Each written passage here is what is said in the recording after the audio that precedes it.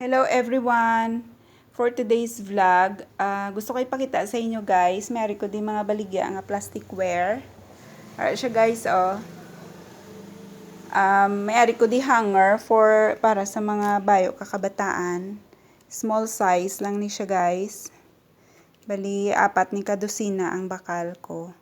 Kay subong ga inulan, so damo nagapangita diri subong sa akon nga tindahan. Muna siya nga nagbakal ko. May-ari pa ko di guys. Lain-lain na siya color. May pula, may green. Ano siya guys. 4 ning kadusina bakal ko. Para nga may customer ko nga magkadto sa diri sa akong tindahan, may i-offer nako.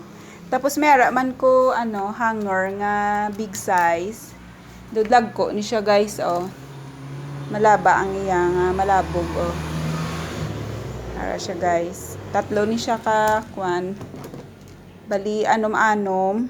So 18 kabilog. Siya guys. Ang isa rin nahulog. Naman ni siya guys. Tapos mayari ko di guys tab. Hindi magini siya tamaan gid kadako. Tama-tama lang. Siya guys, oh. 2 ni sa kabilog. Tapos may-ari ko di bulutangan sang mga plato. Magpanghugas bala kita plato. Dahil bulutangan sang mga baso, kutsara, raya bulutangan kutsara. 2 man ni siya guys kabilog. Ara. Tapos may-ari ko di sponge para sa plato. 12 ni siya kabilog.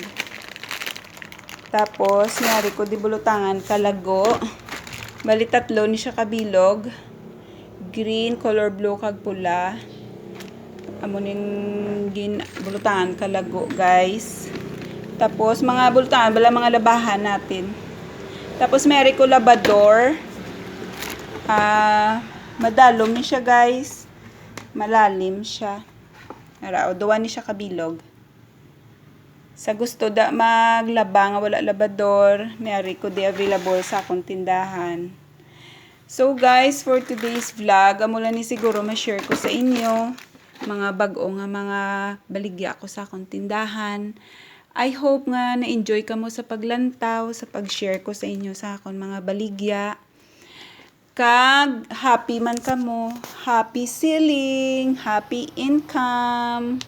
Thank you for watching guys. I love you guys. Bye-bye. Thank you.